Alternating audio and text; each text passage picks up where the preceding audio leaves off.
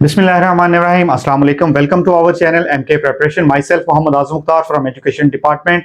और स्टूडेंट्स, आज का जो हमारा टॉपिक है एजुकेशनल टैक्सोनॉमीज है। एजुकेशनल टैक्सोनॉमीज में हम कंप्लीटली जो है वो टैक्सोनॉमी, एजुकेशनल टैक्सोनॉमी में जो ब्लूम टैक्सोनॉमी है उसको डिटेल से डिस्कस करेंगे। ब्लूम टैक्सोनॉमी में cognitive domain, affective domain, psychomotor domain और इनके तमाम स्टेप्स को डिस्कस करेंगे। और जो भी एसएसटी का, फेडरल पब्लिक सर्विस कमीशन में एसएसटी का जो पेपर कंडक्ट होता है उसमें knowledge of Bloom taxonomy important है। और ब्लूम टैक्सोनॉमी से लास्ट भी एमसीक्यूज होते हैं, चाहे जो भी आपने किसी भी पोस्ट के लिए एजुकेशन में अप्लाई किया हुआ है, प्रिंसिपल, वाइस प्रिंसिपल की पोस्ट के लिए, एसएसटी के लिए, इसके अलावा जो है वो ईएससी के लिए, तो तमाम में जो है वो आपको ब्लूम टैक्सोनॉमी को प्रिपेयर करना लाजमी है। इसमें से एमसीक्यूज लाजमी पूछे जाते हैं। इसके अलावा हम एजुकेशनल टैक्सोनॉमीज में डिटेल से डिस्कस करेंगे डेव टैक्सोनॉमी को, अनीता हैरो टैक्सोनॉमी को, Marzano taxonomy, Fink taxonomy, SOLO taxonomy, इन तमाम टैक्सोनॉमीज को इस वीडियो में हम डिटेल से डिस्कस करेंगे। तो वीडियो को एंड तक देखिएगा ताकि आप इससे इस्तेफादा हासिल कर सकें।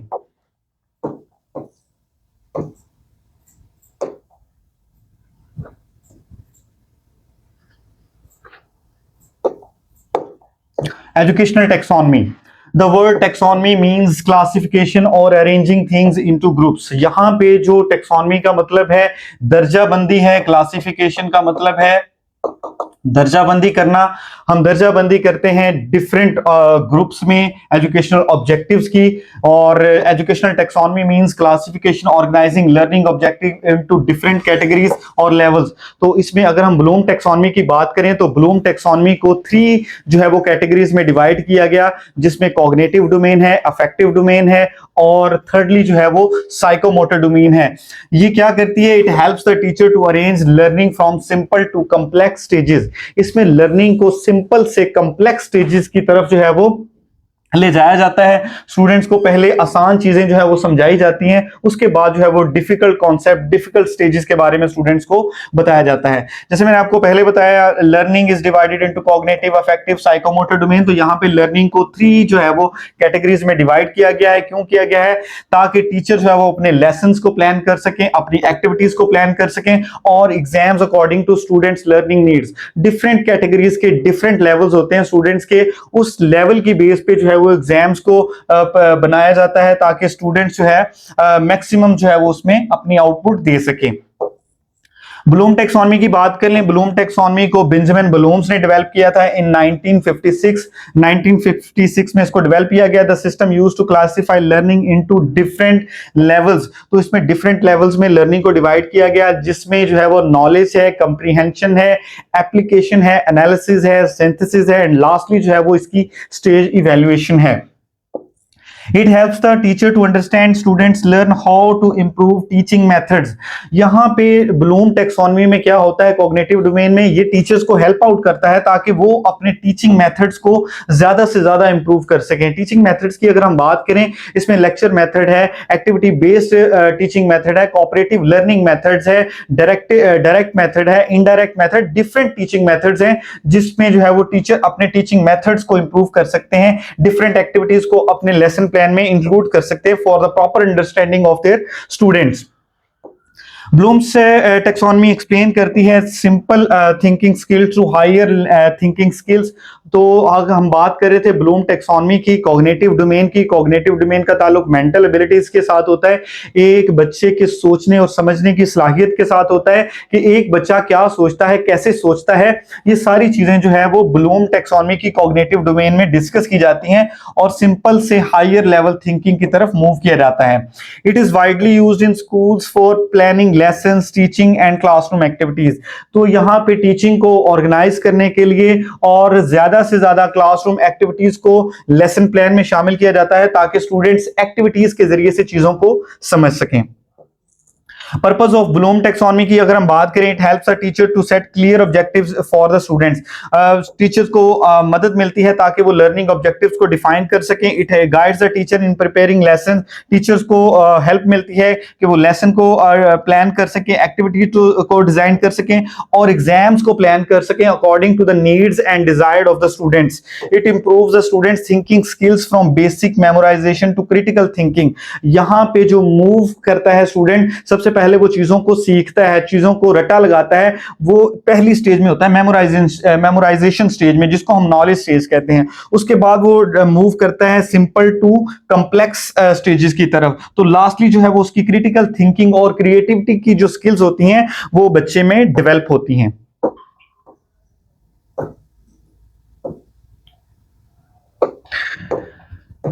इसमें हम ब्लूम टैक्सोनॉमी में डिस्कस करेंगे कॉग्निटिव डोमेन को, अफेक्टिव डोमेन को, साइकोमोटर डोमेन को। सबसे पहले हम बात कर लेते हैं कॉग्निटिव डोमेन।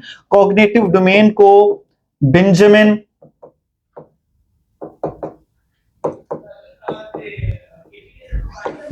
बलून्स ने पेश किया था, और इसको जो है वो 1956 में बेंजामिन बलून्स ने पेश किया था। और कॉग्निटिव डोमेन का ताल्लुक जो है वो मेंटल एबिलिटीज के साथ होता है। जैसे मैंने आपको पहले बताया कि एक स्टूडेंट क्या सोचता है, कैसे सोचता है, उसके सोचने का मेयार क्या है, तो इसकी स्टडी जो है वो कॉग्निटिव डोमेन में करते हैं, which is presented by Benjamin balloons in 1956। Affective domain की अगर हम बात कर लें, अफेक्टिव डोमेन का ताल्लुक जो है वो हमारी हार्ट के साथ होता है, हमारी फीलिंग्स के साथ होता है, हमारी इमोशंस के साथ होता है, एटीट्यूड के साथ होता है। ये तमाम चीजें जो है वो हम अफेक्टिव डोमेन में डिस्कस करते हैं। अफेक्टिव डोमेन को 1964 में डेविड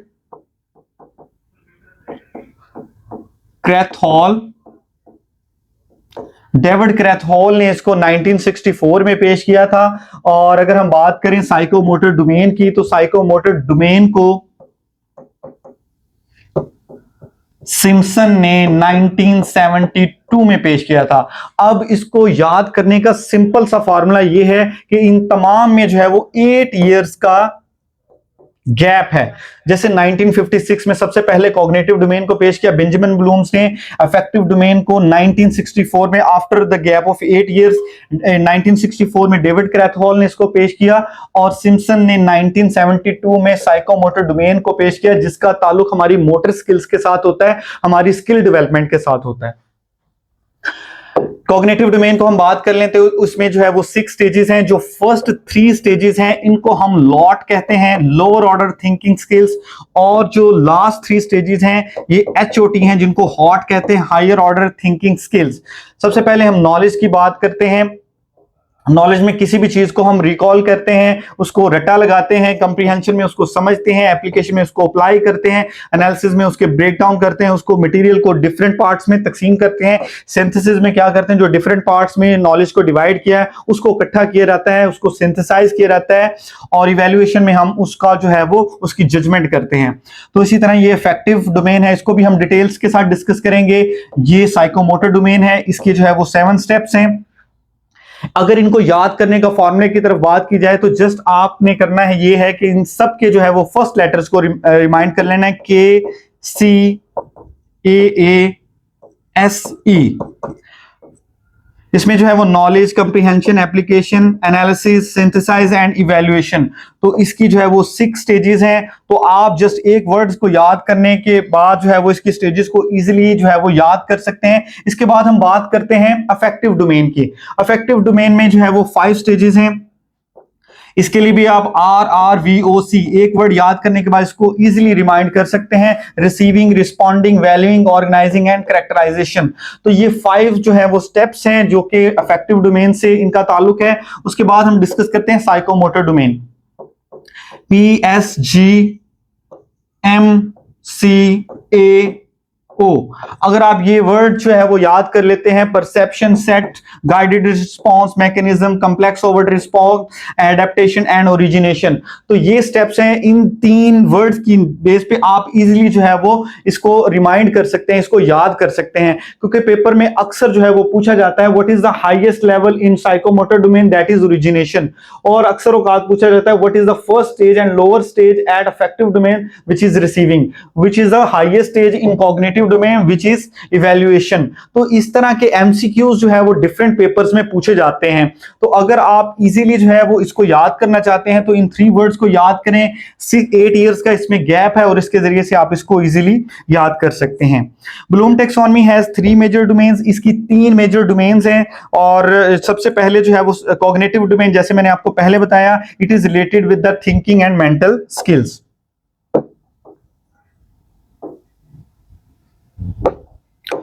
नेक्स्ट जो है वो अफेक्टिव डोमेन है, जिसका ताल्लुक हमारी फीलिंग्स के साथ है, इमोशंस के साथ है, एटीट्यूड के साथ है, वैल्यूज के साथ है। और थर्डली जो है वो psychomotor domain which is related to the development physical and practical skills. यहाँ पे फिजिकल और प्रैक्टिकल स्किल्स को जो है वो डेवलप किया जाता है। Bloom taxonomy can also be remembered as 3H। इसको 3H भी कहा जाता है। 3H का मतलब क्या है? मतलब हेड, हार्ट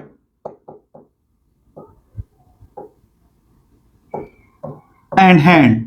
हेड का ताल्लुक जो है वो कॉग्निटिव डोमेन के साथ है कि एक बच्चा कैसे सोचता है, क्या सोचता है।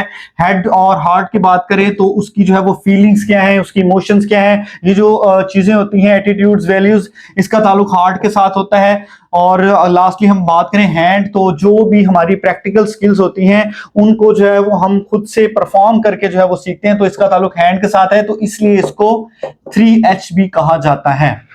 All three domains are connected to Benjamin Bloom's which are not fully developed by alone। तो ये तमाम की तमाम जो डोमेन्स हैं इसको सिंपली जो है वो बेंजामिन ब्लूम्स ने नहीं पेश किया, बल्कि डिफरेंट एजुकेशनिस्ट ने इसको पेश किया है। अगर हम बात करते हैं कॉग्निटिव डोमेन की, कॉग्निटिव डोमेन को बेंजामिन ब्लूम्स ने पेश किया, अफेक्टिव डोमेन को डेविड क्रैथहॉल ने, और साइकोमोटर डोमेन को जो है वो सिम्पसन ने इन 1972 में पेश किया।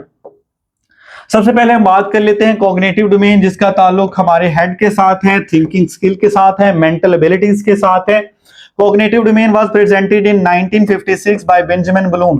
Cognitive domain को 1956 में बेंजामिन ब्लूम्स ने पेश किया। Cognitive domain deals with mental abilities such as remembering, understanding, solving problem and creating new ideas। तो यहाँ पे हम क्या करते हैं, यहाँ पे चीजों को रिमाइंड करते हैं, उसको अंडरस्टैंड करते हैं, उसको अंडरस्टैंड करने के बाद जो भी हमने नॉलेज गेन किया है उसको हम प्रैक्टिकली जो है वो अप्लाई करते हैं। अप्लाई करने के बाद हम उसको जो है वो उसका एनालिसिस करते हैं, उसको सिंथेसाइज करते हैं, and lastly we evaluate the data।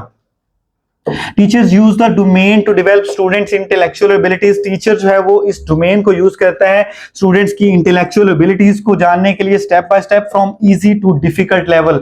तो यहां से इजी टू डिफिकल्ट लेवल की तरफ हम मूव करते हैं। सबसे पहला जो लेवल है वो इसमें नॉलेज है, जिसको रिमेंबर भी कहा जाता है। The first and simplest stage students remember. यहां पे स्टूडेंट्स क्या करते हैं, फैक्ट्स को, डेफिनेशंस को, डेट्स को, फार्मूलाज को, किसी भी नेम्स को जो है वो याद करते हैं, उसको समझते नहीं है, बस उसको रिमाइंड करते हैं। इसकी डिफरेंट एग्जांपल्स भी लेंगे ताकि आप एग्जांपल के जरिए से इन चीजों को समझ सकें। तो उसमें सबसे पहली example, students memorize multiplication table. तो स्टूडेंट क्या करता है, वो टेबल को रट्टा लगाता है, 2 का टेबल, 2 1 2, 2 2 4, 2 3 6, तो उसको समझता नहीं है, जस्ट उसको रट्टा लगाता है। तो ये फर्स्ट स्टेज होती है, नॉलेज स्टेज। इसके अलावा student remember the capital name of countries. यहाँ पे स्टूडेंट क्या करता है, कैपिटल नेम्स, कंट्री पाकिस्तान के कैपिटल का नाम क्या है, इस्लामाबाद। बांग्लादेश का कैपिटल कौन सा है, दिल्ली है। न्यूजीलैंड का वेलिंगटन है। तो इसी तरह स्टूडेंट जो है वो चीजों को रट्टा लगाता है। Student remember the sentence birds fly in the air in the blue sky. Student जो है वो इस सेंटेंस को याद करता है, लेकिन ये नहीं समझता कि इसका ताल्लुक कौन से सेंटेंस से है, इसका ताल्लुक प्रेजेंट से है, पास्ट से है, या फ्यूचर के टेंस से है। जस्ट वो उसको याद करने की कोशिश करता है। तो ये है जो है वो कॉग्निटिव डोमेन की पहली जो है वो स्टेज होती है। सेकेंडली जो है वो कंप्रीहेंशन स्टेज है। यहां पे आप चीजों को समझते हैं, अंडरस्टैंड करते हैं। At this stage students understand meaning of information, explain in their own words, summarize, describes and interpret the ideas. यहां पे जस्ट आप चीजों को रट्टा नहीं लगाते, रोड लर्निंग से काम नहीं लेते, बल्कि स्टूडेंट्स जो चीज को याद करता है उसको समझने की कोशिश करता है। इसके आप एग्जांपल ले लें, student explain a story in simple words. Student जो है वो किसी भी स्टोरी को एक्सप्लेन करता है, अपनी वर्डिंग में उसको बयान करने की कोशिश करता है। Teacher explain why plants need sunlight. पौधों को सनलाइट की, सूरज की रोशनी की क्यों जरूरत है, क्योंकि सूरज की रोशनी के बगैर पौधे जो है वो जिंदा नहीं रह सकते। तो इस तरह स्टूडेंट जो है वो चीजों को ऑब्जर्व करते हैं और अपनी वर्डिंग में आंसर देते हैं, उसको अंडरस्टैंड करने के बाद, उसको कंप्रीहेंड करने के बाद।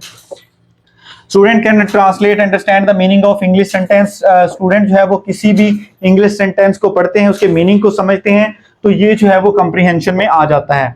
thirdly application using knowledge, ये थर्ड स्टेज है। इसमें क्या किया जाता है, इसमें जो नॉलेज आपने हासिल किया है, जो नॉलेज आपने उसको समझा है, अब आपका ये वक्त है कि आप उस नॉलेज को प्रॉपरली जो है वो अप्लाई कर सकें। आप इसकी एग्जांपल इस तरह से ले सकते हैं कि एक बंदा है, उसने अपनी डिग्री कंप्लीट कर लिया है, डिग्री कंप्लीट करने के बाद वो माशरे में, सोसाइटी में रहता है, सोसाइटी के लोगों के डिफरेंट मसाइल होते हैं, उनको हल करने के लिए जो उसने अपनी डिग्रीज के जरिए से नॉलेज लिया है, उसके जरिए से उनके मसाइल को हल करने की कोशिश करता है, अपने नॉलेज को अप्लाई करता है। तो ये जो है वो थर्ड स्टेज है। In this stage, students learn new knowledge in a new learning situation, solve problems, rules and concepts, show students what they apply in their learn. The students uses math formula to resolve sums. तो यहाँ पे students क्या करते हैं, उन्होंने जो math का formula सीखा है, इससे डिफरेंट उनको सवालात दिए जाते हैं। ठीक है, लाइक जो है वो स्केयर का फार्मूला यूज करते हैं, उस फार्मूले के जरिए से उनको कोई भी वैल्यू दी जाती है कि ये जो है वो इतने 5 मीटर्स का है, तो इसका जो है वो एरिया फाइंड आउट करे स्केयर शेप का। तो वो स्टूडेंट क्या करता है, उसको फार्मूला याद होता है, तो वो अपने नॉलेज को अप्लाई करता है। Students apply learned grammatical rules of tenses to make new sentences. Students क्या करते हैं, डिफरेंट ग्रामेटिकल के रूल्स को यूज करते हुए उसने पढ़ लिया है, उसको पता है कि प्रेजेंट टेंस क्या है, पास्ट टेंस क्या है, फ्यूचर टेंस क्या है, उसमें कौन सी वर्ब की फॉर्म यूज होनी है, कौन से ग्रामेटिकल स्किल्स को उसने अपने माइंड में रखना है ताकि वो सेंटेंस को बना सके। तो ये जो है वो एप्लीकेशन की स्टेज होती है इसमें। नेक्स्ट हम फोर्थ स्टेज पे बात करते हैं analysis. Analysis mean breaking the knowledge into parts. यहां पे हम क्या करते हैं, जो भी हमने नॉलेज गेन किया है उसको जो है वो पार्ट्स में डिवाइड किया जाता है, और उस पार्ट्स में डिवाइड करने के बाद चीजों को समझा जाता था। Involves breaking information into smaller to understand these parts. At this stage student examines, compare, organize information to deeper understanding. Students यहाँ पे चीजों को ऑर्गेनाइज करने के लिए कंपेयर करते हैं, एग्जामिन करते हैं, ताकि चीजों को समझ सकें, अंडरस्टैंड कर सकें टॉपिक को।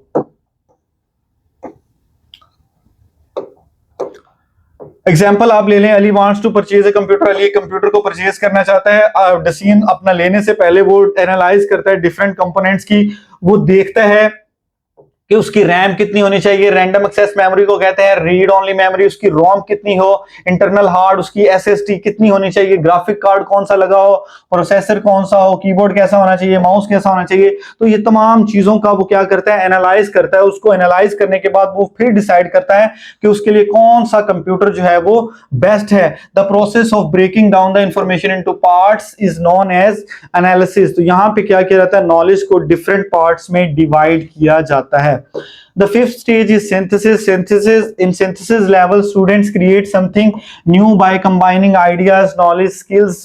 तो यहाँ पे क्या किया जाता है, डिफरेंट आइडियाज को, नॉलेज को कंबाइन किया जाता है और फिर जो है वो नई चीज को क्रिएट किया जाता है। आप इसकी एग्जांपल ले लें, Ali wants to buy a computer. Ali एक कंप्यूटर को खरीदना चाहता है जिसकी जो है वो रैम 8 GB है, स्टोरेज 1 TB होनी चाहिए, quad core. After combining all these requirement, ये तमाम रिक्वायरमेंट्स को जो है वो कंबाइन करने के बाद वो एक प्लान कर लेता है कि मैंने ये सिस्टम, ये वाला सिस्टम जो है, ये वाला लैपटॉप परचेज करना है जिसमें ये तमाम क्वालिटीज होनी चाहिए। वो तमाम क्वालिटीज को सिंथेसाइज करता है, ज्वाइन करता है, तो वो अपना डिसीजन ताकि वो ले सके। तो इसको जो है वो हम सिंथेसिस कहते हैं। इसकी आप एग्जांपल ये भी ले सकते हैं कि डिफरेंट वर्ड्स हैं, उन वर्ड्स को जनरेट करके, उनको इकट्ठा करके कोई भी सेंटेंस बनाया जाए।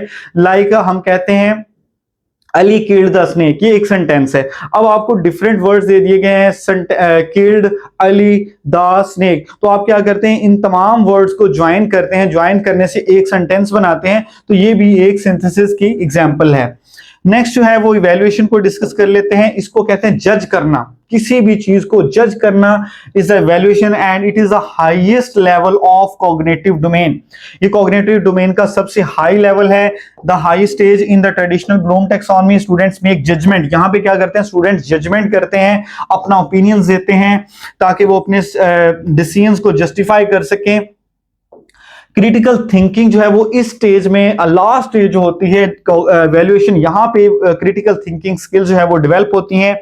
लाइक इसकी एग्जांपल ले लें, before purchasing a computer Ali compares its other available models, evaluates their prices. यहाँ पे अली क्या करता है, डिफरेंट जो मॉडल्स अवेलेबल हैं उनकी प्राइसेस को आपस में इवैल्यूएट करता है। इवैल्यूएट करने के बाद जो है वो उनकी परफॉर्मेंस, उनकी वारंटी, उनके फीचर्स उनको जज करता है। Which computer is best for his needs, और कौन सा कंप्यूटर उसके लिए बेस्ट है। फिर वो इसको डिसाइड करने के बाद, जज करने के बाद उस चीज को परचेज करता है। ये जो है वो इवैल्यूएशन की स्टेज होती है जहां पे आप चीजों को इवैल्यूएट करते हैं। That is the highest stage in cognitive domain. अब हम बात कर लेते हैं revised Bloom taxonomy. Bloom taxonomy को रिवाइज किया गया था इन 2001 में Lauren Anderson and David Krathwohl दोनों ने मिलकर जो है ब्लूम टैक्सोनॉमी को रिवाइज किया गया। सबसे पहले याद रखिएगा ब्लूम टैक्सोनॉमी को 1956 में पेश किया गया था। अगर हम बात करते हैं इसकी रिवीजन की, तो इसको रिवाइज 2001 में किया था। लॉरेन एंडरसन और डेविड क्रैथहॉल ने हर same stage were name change into action verb. और यहां पे क्या हुआ था, जस्ट जो नाम थे उनको जो है वो वर्ब फॉर्म में ले लिया गया, नाउन से जो है वो चेंज होके ये वर्ब फॉर्म में कन्वर्ट होगी। लाइक सबसे पहले हमारे पास नॉलेज था, नॉलेज को जो है वो चेंज कर दिया गया रिमेंबरिंग में, कंप्रीहेंशन को अंडरस्टैंडिंग में, अप्लाइंग में जो है, इसके अलावा एप्लीकेशन को अप्लाई में चेंज कर दिया, एनालाइज को एनालाइजिंग में, और इसी तरह जो क्रिएट की स्टेज है वो सिंथेसिस है। इसमें जो सेकंड लास्ट स्टेज थी उसको लास्ट पे लेके आया गया, इवैल्यूएटिंग को सेकंड लास्ट स्टेज बनाया गया। तो according to revised Bloom taxonomy बात की जाए, रिवाइज्ड ब्लूम टैक्सोनॉमी की अगर बात की जाए, तो आपने जो हाईएस्ट लेवल होता है वो सिंथेसिस होता है, वो क्रिएट होता है। तो वहां पे एमसीक्यूज में पूछा जाएगा कि आपने जो है वो according to revised Bloom taxonomy which is the highest level, तो आप क्रिएट को जो है वो टिक करेंगे। और अगर वो मेंशन नहीं करता तो फिर भी जो है वो आप प्रायोरिटी पे रिवाइज्ड ब्लूम टैक्सोनॉमी है उसको रखेंगे। अकॉर्डिंग टू रिवाइज अगर वो नहीं मेंशन करता, उसने जो एमसीक्यूज का स्टेम है उसमें उसने मेंशन नहीं किया कि जो रिवाइज्ड ब्लूम टैक्सोनॉमी है उसके अकॉर्डिंग कौन सा हाईएस्ट लेवल है, उसने नहीं बताया, तो फिर भी आप क्रिएट को जो है वो टॉप पे रखेंगे। लेकिन अगर वो पूछता है कि सबसे पहले जो है वो बेंजामिन ब्लूम्स ने ब्लूम टैक्सोनॉमी को पेश किया था, कॉग्निटिव डोमेन को पेश किया था, उसके अकॉर्डिंग जो हाईएस्ट लेवल कौन सा था, तो फिर हम इवैल्यूएट रखेंगे, जो कि अकॉर्डिंग टू 1956 में बेंजामिन ब्लूम्स ने पेश की थी। नेक्स्ट है अफेक्टिव डोमेन। अफेक्टिव डोमेन को 1964 में डेविड क्रैथहॉल ने पेश किया था। Affective domain is related with the emotions, feelings, attitude, values, behaviour, जिनका ताल्लुक हमारे हार्ट के साथ होता है, हमारे दिल के साथ होता है। Student develop respect, responsibility, honest, positive attitude. तो इस डोमेन की वजह से स्टूडेंट जो है वो इज्जत करना सीखता है अपने टीचर्स की, उसमें जो है वो सेंस ऑफ रिस्पॉन्सिबिलिटी जो है वो डेवलप होती है, ऑनेस्टी डेवलप होती है, पॉजिटिव एटीट्यूड जो है वो अफेक्टिव डोमेन की वजह से स्टूडेंट्स में बिल्ड होता है। सबसे पहली स्टेज को हम डिस्कस करेंगे receiving. Students become willing to listen, pay attention, show awareness. This is the first developing positive attitude. तो सबसे पहली जो स्टेज है वो रिसीविंग है। एक स्टूडेंट अपना माइंड बना लेता है कि मैंने ये चीज सीखनी है, he is willing to receive। इसकी आप एग्जांपल ले लें, students listen carefully during the lesson. एक स्टूडेंट क्लासरूम को ज्वाइन कर लेता है, टीचर को गौर से सुनता है, then he is at the stage of receiving. वो चीजों को रिसीव कर रहा है, नॉलेज को गेन कर रहा है। नेक्स्ट जो है वो हम डिस्कस करेंगे इसमें responding, which is a second stage in the affective domain, which is given by David Krathwohl. Respond करना at this stage, students actively participate to react learning activities. यहाँ पे टीचर जो है वो डिफरेंट एक्टिविटीज क्लासरूम में करवाता है। उन एक्टिविटीज में स्टूडेंट जस्ट टीचर की बात को सुनता नहीं है, बल्कि उन एक्टिविटीज में पार्टिसिपेट करता है। तो स्टूडेंट जो है वो रिस्पॉन्ड कर रहा होता है। The student participate in the class discussion, he ask question from the teacher during classes, तो वो टीचर से डिफरेंट क्वेश्चंस करता है। फॉर एग्जांपल टीचर जो है वो स्टूडेंट्स को प्रेजेंट कंटिन्यूस टेंस करवा रहा है, तो स्टूडेंट टीचर से पूछता है कि सर इसमें मैंने कौन सी वर्ब की फॉर्म लगानी है। टीचर उसको बताता है कि आपने फर्स्ट फॉर्म वर्ब भी यूज करनी है, उसके साथ आईएनजी का यूज करना है, और आपने जो उसके साथ हेल्पिंग वर्ब है इज आर एम रखने। तो ये सारी चीजें जो है वो टीचर उसको बताता है, स्टूडेंट्स क्वेश्चन करता है।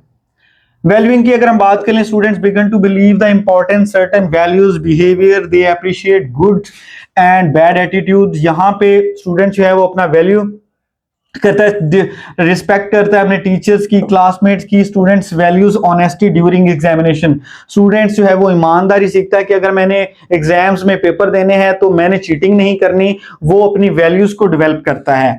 ऑर्गेनाइजेशन की बात करें, student organize different values to develop their own value system. यहाँ पे डिफरेंट वैल्यूज जो हैं उनको ऑर्गेनाइज करता है student. They learn to balance the prioritize values, वो अपनी वैल्यूज को यहाँ पे प्रायोरिटाइज करता है। स्टूडेंट मैनेज स्टडी टाइम, अपना वो स्टडी टाइम उसको डेवलप करता है, उसको मैनेज करता है। स्पोर्ट्स एक्टिविटीज को देखता है कि मैंने कौन सा काम पहले करना है, पहले मैंने अपनी स्टडी करनी है या पहले मैंने जो है वो अपनी एक्टिविटीज जो है वो उसको अरेंज करना है। वो रिस्पॉन्सिबल बन जाता है और वो ज्यादा सपोर्टिव हो जाता है, टीम वर्क के साथ, डिसिप्लिन के साथ अपनी एक्टिविटीज को मैनेज करता है। लास्ट स्टेज की बात करें, दैट इज कैरेक्टराइजेशन। कैरेक्टराइजेशन में हम क्या करते हैं, this is the highest level, positive values becomes part of student personalities, the students consistently behave according to these values। characterization में जो values होती हैं स्टूडेंट क्या करता है, उसको अपनी सिस्टम का एक हिस्सा बना लेता है और वो तहैया कर लेता है। मैं आपको इसकी एग्जांपल दे दूं कि वो इस बात का यकीन कर लेता है कि मैंने जो भी काम करना है, जो भी अहद करना है, मैंने झूठ नहीं बोलना, तो वो इसको अपनी पर्सनैलिटी का हिस्सा बना लेता है, अपने कैरेक्टर का पार्ट बना लेता है। तो ये जो है वो उसकी अफेक्टिव डोमेन का लास्ट पार्ट होता है, दैट इज कैरेक्टराइजेशन। उसके बाद हम डिस्कस करेंगे psychomotor domain. Psychomotor domain is related with physical and practical skills. इसका ताल्लुक जो है वो फिजिकल और प्रैक्टिकल स्किल्स के साथ होता है, मोटर स्किल्स के साथ होता है, मोटर स्किल्स और इसके अलावा स्किल डेवलपमेंट। स्किल डेवलपमेंट का ताल्लुक जो है वो साइकोमोटर डोमेन के साथ है। वाज प्रेजेंटेड 1972 में, इसको सिम्पसन ने पेश किया। Psychomotor domain related with the physical movement, coordination, practical skills. यहां पे ये देखा जाता है कि आप अपनी फिजिकल मूवमेंट्स को, अपने हाथ पांव को किस तरह यूज करते हैं किसी भी स्किल्स को प्रॉपरली सीखने के लिए। Science lab, sports, technical education, drawing और कंप्यूटर वर्क में इसका बहुत ज्यादा यूज होता है। फॉर एग्जांपल जब आप टाइपिंग करते हैं तो अपने आप हैंड्स का यूज करते हैं, जितना आपका हैंड फास्टली मूव करेगा उतनी ही आपकी ज्यादा टाइपिंग स्पीड होगी। तो इसका ताल्लुक जो है वो आपकी प्रैक्टिकल स्किल्स के साथ होता है। Stages of Simpson psychomotor domain. Psychomotor domain जो सिम्पसन इसको 1972 में पेश किया और इसको सिम्पसन ने पेश किया था। परसेप्शन की बात कर लें, यहाँ पे स्टूडेंट चीजों को ऑब्जर्व करता है। Perception means using the senses to observe, understand how a skill a perform. यहाँ पे स्टूडेंट देखता है कि उसने किसी भी स्किल को कैसे परफॉर्म करना है। स्टूडेंट वॉच केयरफुली, वो किसी भी को अगर टीचर जो है वो पढ़ा रहा है तो वो देखता है कि टीचर का स्टाइल ऑफ टीचिंग क्या है, टीचर कौन सा टीचिंग मेथड कब यूज कर रहा है। तो ये सारी चीजें जो है वो परसेप्शन में डिस्कस की जाती हैं। The student watches the teacher perform science experiment. Student जो है वो टीचर को देखता है कि किस तरह टीचर जो है वो साइंस लैब में एक्सपेरिमेंट जो है वो कर रहा है। सेकेंडली अगर हम बात करें, सेट की बात करेंगे, गेटिंग रेडी। यहां पे स्टूडेंट जो है वो तैयार हो जाता है कि उसने किसी भी स्किल को परफॉर्म कैसे करना है। Readying to perform the action, learner becomes mentally, emotionally, physically prepared to activity. Student show willingness and confidence and learning skill. यहाँ पे जो लर्नर है वो सीख लेता है कि मैंने उसका स्टाइल क्या है। जैसे फॉर एग्जांपल अगर हम बात करें किसी भी प्लेयर की, तो वो खड़ा हो जाता है कि उसने बैटिंग पोजीशन, उसका स्टांस, वो ये जाहिर करता है that he has made set that how to perform that particular action. Cricketer stand properly before playing a ball. किसी भी बॉल को खेलने से पहले जो उसका स्टांस होता है क्रिकेटर का, वो सेट में आ जाएगा। इसके अलावा students prepare laboratory materials before an experiment, किसी भी एक्सपेरिमेंट को करने से पहले स्टूडेंट जो है वो लेबोरेटरी मटेरियल्स को प्रिपेयर करता है। That is also included in the example of set. Now we will discuss that what is guided response. Guided response में हम क्या करते हैं? गाइडेड रिस्पांस में प्रैक्टिस विद हेल्प। यहाँ पे जो एक्सपीरियंस होता है, कोच होता है, वो आपको हेल्प करता है ताकि आप किसी भी स्किल को परफॉर्म कर सकें। Guided response means to perform a skill with guidance. यहाँ पे गाइडेंस दी जाती है इमिटेशन के जरिए से, दूसरों को देखते हुए आप किसी चीज को, किसी पर्टिकुलर एक्शन को परफॉर्म करते हैं। Students learn through practice and correction of mistakes. तो यहाँ पे स्टूडेंट्स डिफरेंट मिस्टेक्स करते हैं और अपनी मिस्टेक्स के जरिए से चीजों को सीखते हैं, किसी भी स्किल को परफॉर्म करना सीखते हैं।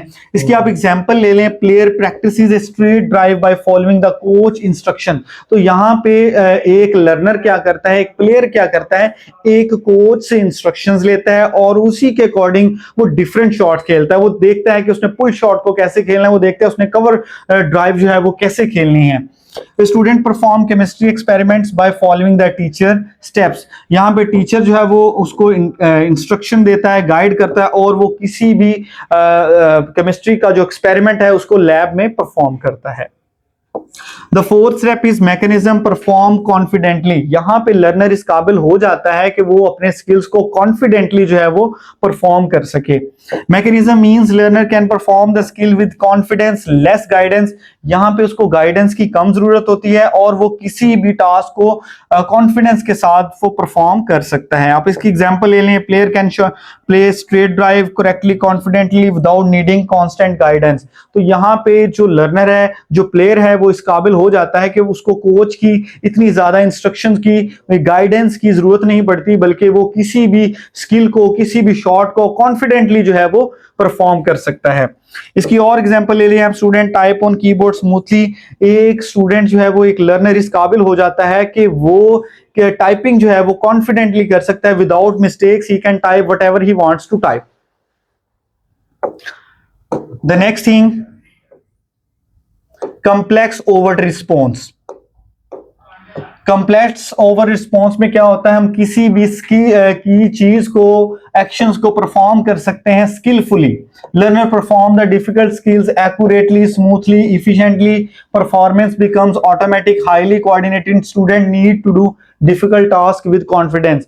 यहाँ पे आप डिफिकल्ट टास्क को इजीली जो है वो परफॉर्म करने के काबिल हो जाते हैं। आप इतने स्किल्सफुल हो जाते हैं कि आपको, आपकी किसी भी तरह की मिस्टेक्स नहीं होती आपके टास्क में और आप उसको कॉन्फिडेंटली जो है वो परफॉर्म कर रहे होते हैं। इसकी एग्जांपल ले लें, player can skilfully place different shots. तो यहाँ पे एक प्लेयर है जो स्किलफुली डिफरेंट शॉट्स को खेल सकता है, कवर ड्राइव को, पुल शॉट को, कट शॉट को। उसको किसी भी कोच की जरूरत नहीं होती। उसका जो प्लेइंग स्टाइल जो होता है उसमें कॉन्फिडेंस नजर आता है, तो इसकी बेस पे उसमें एक्यूरेसी होती है। नेक्स्ट है, a student perform complete laboratory experiment independently. यहाँ पे स्टूडेंट को अपने टीचर की गाइडेंस की जरूरत नहीं पड़ती। उसको पता होता है कि उसने किसी भी एक्सपेरिमेंट को परफॉर्म कैसे करना है, उनके इंग्रेडिएंट्स कितने हैं, उनकी क्वांटिटी कौन सी है, और उसी क्वांटिटी की बेस पे, उन इंग्रेडिएंट्स की बेस पे वो अपना एक्सपेरिमेंट जो है वो इंडिपेंडेंटली परफॉर्म करता है, स्किलफुली परफॉर्म करता है। नेक्स्ट है adaptation. Adaptation means modify skills. यहां पे क्या करते हैं, हम एक सिचुएशन को देखते हुए जो है, आप इसकी एग्जांपल अगर क्लासरूम में फिट करें तो एक टीचर जो है वो स्टूडेंट्स की नीड्स को देखते हुए, टॉपिक को देखते हुए अपने टीचिंग मेथड्स में तब्दीलियां लेके आता है। Different teaching methods, different teaching strategies जो है वो उसमें यूज करता है। तो उस सिचुएशन को देखते हुए जो है वो जब टास्क को परफॉर्म किया जाता है तो उसको हम अडेप्टेशन कहते हैं। इसकी आप एक और एग्जांपल ले लें कि पाकिस्तान जो है वो ऑस्ट्रेलिया के साथ मैच कर रहा है, तो वो कोशिश करता है, क्योंकि वहां की जो पिचेस होती हैं वो स्पिन फ्रेंडली होती हैं, तो ज्यादा से ज्यादा स्पिनर्स को खिलाया जाता है। लेकिन अगर हम बात करते हैं ऑस्ट्रेलिया की, तो ऑस्ट्रेलिया की जो पिचेस जो हैं वो फास्ट हैं, और जब भी वहां पे मैचेस होते हैं तो ज्यादातर फास्ट बॉलर्स को जो है वो खिलाया जाता है। तो इसका मतलब ये होता है कि अकॉर्डिंग टू द नीड्स, जो भी जरूरत है उसकी बेस पे अपने एक्शन को परफॉर्म करना है। That is to modifies the skill. Batter in cricket changing the batting style according to pitch condition. Pitch condition को देखते हुए, टारगेट को देखते हुए अपनी बैटिंग स्टाइल में तब्दीली लेके आना, इसको हम अडेप्टेशन कहते हैं। जैसे अगर टारगेट जो है वो छोटा है तो एक प्लेयर जो है वो स्लो खेलना शुरू कर देता है, अगर एक टारगेट जो है वो बड़ा है तो एक प्लेयर जो है वो शॉट्स लगाता है ताकि वो कम वक्त में ज्यादा से ज्यादा स्कोर बनाकर अपनी टीम को जिता सके। The last stage is origination. Origination में हम क्या करते हैं, क्रिएट न्यू स्किल्स और न्यू टेक्निक। यहां पे किसी भी नए स्किल्स को, नई टेक्निक को जो है वो इन्वेंट किया जाता है। Origination is the highest stage of psychomotor domain. तो अक्सर जो है वो एमसीक्यूज पेपर में पूछे जाते हैं कि किसी भी डोमेन की जो हाईएस्ट स्टेज कौन सी है, लोएस्ट स्टेज कौन सी है। अगर हम कॉग्निटिव डोमेन की बात करें तो उसमें हाईएस्ट स्टेज जो है वो इवैल्यूएशन है। According to revised Bloom taxonomy highest stage create है, और अगर लोअर स्टेज की बात करें तो वो हमारी नॉलेज है, रिमेंबर है। अगर हम इफेक्टिव की बात करें तो इफेक्टिव में जो है वो रिसीविंग जो है वो लोअर स्टेज है, और हाईएस्ट स्टेज जो है वो इसकी कैरेक्टराइजेशन है। अगर हम बात करते हैं साइकोमोटर डोमेन की, the lowest stage is perception and the highest stage is origination. तो अक्सर जो है वो कोई भी टीचिंग का एग्जाम हो, एसएसटी का हो, ईएससी का हो, प्रिंसिपल का हो, वाइस प्रिंसिपल का हो, तो उसमें ये एमसीक्यूज पूछे जाते हैं। इसकी आप एग्जांपल ले लें, a player develops new batting technique और innovative style to score runs unique way. एक प्लेयर जो है वो यूनिक बैटिंग स्टाइल को यूज करता है ताकि जो है उसका स्टाइल डिफरेंट होता है, क्योंकि उसने उसको खुद से इन्वेंट किया होता है। उसकी शॉट्स में कॉन्फिडेंस होता है, स्किलफुली वो उसको परफॉर्म करता है। लाइक हम एग्जांपल ले लें, श्रीलंका के एक प्लेयर थे दिलशान, तो उनका एक अपना स्टाइल था, वो दिल स्कूप जो है वो उसके जरिए से शॉट लगाते थे और बैक साइड पे जो है वो शॉट जाता था सिक्स के लिए। तो वो उन्होंने क्या किया, इसको ओरिजिनेट किया था, खुद से जो है वो उन्होंने इन्वेंट किया था। वो इस काबिल हो गए थे अपनी स्किल्स में, अपनी बैटिंग में, कि उन्होंने नए स्टाइल्स को जो है वो प्रमोट किया, इन्वेंट किया, तो उसके जरिए से जो है वो अपनी टीम के लिए फायदेमंद साबित होते थे।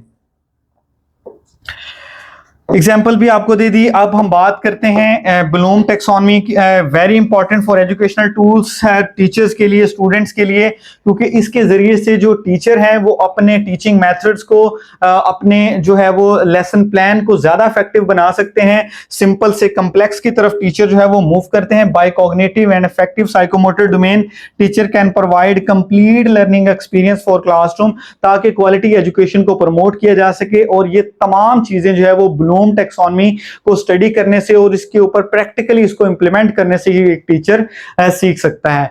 तो स्टूडेंट्स, ये था आज का हमारा लेक्चर ब्लूम टैक्सोनॉमी पे। उम्मीद है कि आपको इसकी समझ आ गई होगी। नेक्स्ट जो वीडियो होगी उसमें हम डिटेल से डिस्कस करेंगे सोलो टैक्सोनॉमी को, Marzano taxonomy, Fink taxonomy, Dave taxonomy, इसको डिटेल से विद एग्जांपल डिस्कस करेंगे। तो हमारे चैनल पर बनिए रहिएगा। आप जो है वो नेक्स्ट वीडियो जो है वो उसको देखने के लिए हमारे चैनल को सब्सक्राइब कर दें, ताकि जैसे ही उसको अपलोड किया जा सके आप उस वीडियो को भी देखकर इस्तेफादा हासिल कर सकें। इंशाल्लाह स्टूडेंट्स, आपसे दोबारा मुलाकात होगी नेक्स्ट वीडियो में। तो तब तक के लिए अल्लाह हाफिज।